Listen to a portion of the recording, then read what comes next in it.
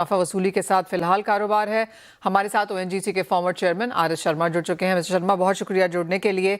कच्चे तेल पे बात करें उससे पहले जिस तरह की प्राइस हाइक्स हमने भारतीय बाजारों में आते हुए देखी हैं, चार लगभग 15 मई से 25 मई तक के बीच में ₹7.5 तक का यहाँ पर इजाफा देखने को मिला है overall on an average, petrol diesel दोनों में ही।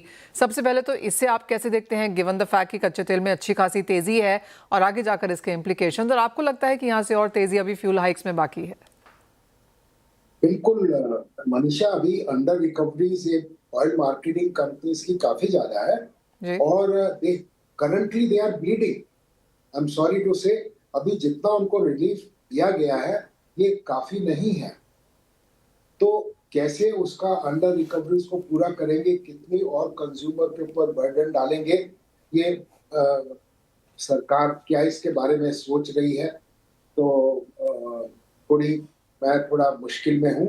तो बट ये जरूर है कि इतना प्राइस इंक्रीज जो इतना हुआ है इन कंपनीज के लिए काफी नहीं है। इनको किसी दूसरे ढंग से कंपेंसेट करने की सरकार सोचना चाहिए, जैसे ऑयल बॉन्ड्स वगैरह पहले दिए गए थे। देखिए, ये अनप्रेसिडेंटेड एबनॉर्मल सिचुएशन है, तो सरकार को डिसीजन भी उसी हिसाब से एबनॉर्मल डिसीजन लेने पड़ेंगे।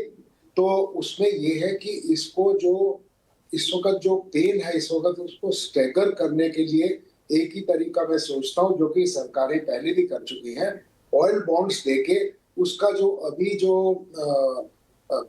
इकोनॉमी पे जो बर्डन है वो स्टैगर हो जाएगा आगे कुछ साल में।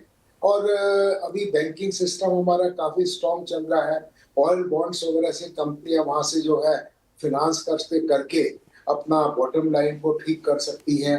तो मैं नहीं समझता कि इस किस्म का अभी कोई स्टेप्स क्यों नहीं लिए जा रहे हैं। बाकी तो जो कुछ हो रहा है, जो प्राइस इंक्रीज है, ये तो इमिनेंट है, इतनी तो करनी पड़ेगी। मिस्टर शर्मा, जो मिनिमम इंक्रीज हमने फ्यूल प्राइस में आता हुआ देखा है वो शायद इंडिया से ही है, डिलेड एंड लेस। आप जैसे आपने कहा बहुत कुछ और यहाँ पर और करने की ज़रूरत है। आगे जाकर अगर हम for the sake of calculation maths भी अगर यहाँ पर देखें, ₹7.5 की बढ़त देख चुके हैं, आपको लगता है उतनी ही और तेजी शायद आने वाले महीनों में देखने को मिलेगी? बिल्कुल मिलेगी, पर इसका आप ये समझिए कि उसका इकोनॉमी पे काफी नेगेटिव इम्पैक्ट आएगा। तो सरकार जिस हिसाब से बहुत समझ-बूझ के हिसाब से पिछले 2-2.5 महीने सरकार ने जैसे निकाले हैं, पिछले 3 महीने अभी तो ऑलमोस्ट हो गए हैं, उसी समझ-बूझ को देखते हुए सारा बर्डन कंज्यूमर पे डालना भी ठीक नहीं होगा। उससे इन्फ्लेशनरी ट्रेंड आएगा, लोगों में वैसे भी माहौल जो है वो ठीक नहीं होगा, काफी स्ट्रॉन्ग रिएक्शंस होंगी। तो उसका कैस्केडिंग इफेक्ट इकोनॉमी पे होगा। उसको लेसन करने के लिए करंट सिचुएशन में जो माहौल है इसको स्टैगर करना चाहिए आगे के कुछ सालों में। और वो तरीका एक मैं सिर्फ ऑयल बॉन्ड्स के जरिए सोच सकता हूँ, दूसरा तो मुझे पता नहीं सरकार क्या सोचे। ऑलराइट मिस्टर शर्मा, आप कहेंगे इंडियन मार्केट्स के लिए इन एनी सेंस ये बहुत बड़ी लर्निंग है, बिकॉज स्ट्रैटेजिक रिजर्व्स एक बहुत बड़ी चिंता थी, टॉकिंग पॉइंट था वर्ल्ड ओवर, और इंडिया में हम जानते ही हैं कि रिजर्व्स यहाँ पर कम है। तो वो एक चीज़ बढ़ाने के साथ साथ और क्या कुछ करने की ज़रूरत है?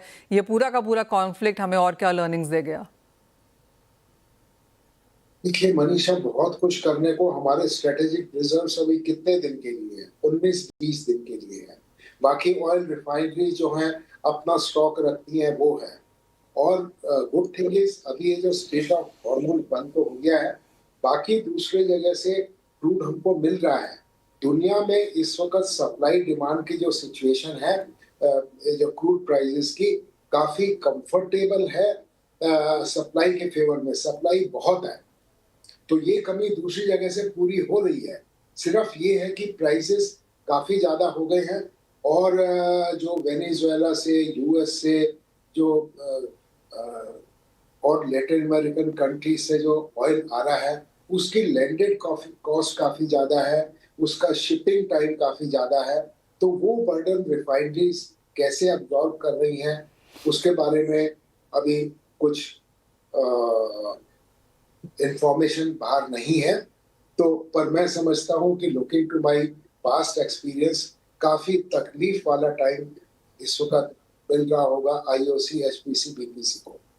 तो उनका उनको रिलीफ देना बहुत जरूरी है। फिलहाल तो ग्रीड कर रही हैं और ये कंपनियां मैं हिस्टोरिकली देख रहा हूँ कि they work as shock absorbers for the economy.